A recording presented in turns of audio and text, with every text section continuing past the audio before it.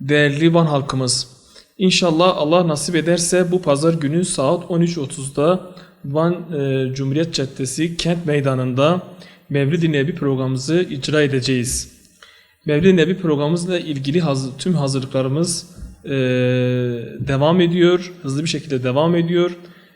Alanlarda, sokaklarda, caddelerde, şehrin bütün yerlerinde şu an bütün evlere tek tek davetiye götürüyoruz.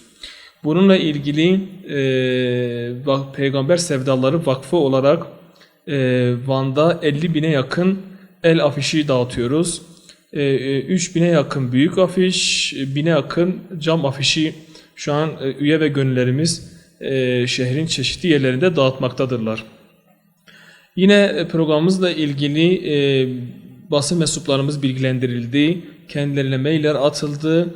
Pazar günü davet edildiği şehrimizin kıymetli kanaat önderleri, STK'lar ve diğer kurumlar olmak üzere herkese davet götürülecek ve programımıza davet edilecekler.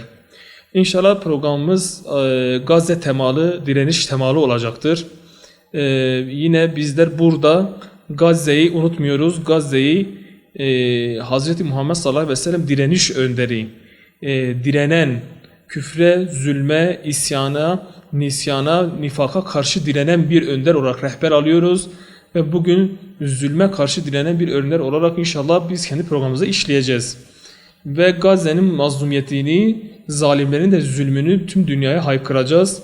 Ve Allah'ın izniyle de bu konuda tüm halkımızı, duyarlı tüm Müslümanları bize destek olmaya, programımıza katılmaya, bu sevdayı, bu direnişi dünyanın dört bir tarafına yaymaya davet ediyoruz.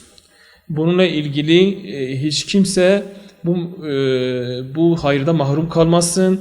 Bizimle iletişime geçebilir, bize yardım edebilir. Programımızın tanıtımıdır, katılımla ilgili program öncesi, program esnasında ve program sonrasında bütün halkımızın desteğini bekliyoruz.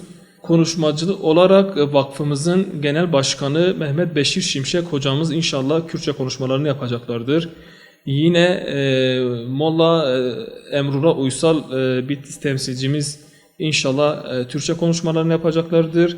Özlem Ajans sanatçıları ilahilerini seslendirileceklerdir. Tabi başta Kur'an-ı Kerim kelamların en güzeli okunacaktır. Mevlid-i Nebi okunacaktır Mevlitanlar tarafından. Bir kız grubumuz olacaktır. İlahileri okumak biliyorsunuz Medine döneminde Efendimiz Aleyhisselatü Vesselam'ı karşılayanlar Neccaroğulların kızlarıydı. Biz de onda atıfta bulunarak inşallah yine bir küçük kız grubumuz olacaktır. Dua olacaktır. Dua ile beraber tiyatro da olacaktır. Efendimiz Aleyhisselatü Vesselam'ın dönemindeki ambargoyu anlatan ve boykotu anlatan iki perdelik bir tiyatromuz da olacaktır. Tüm halkımızı programımıza davet ediyoruz.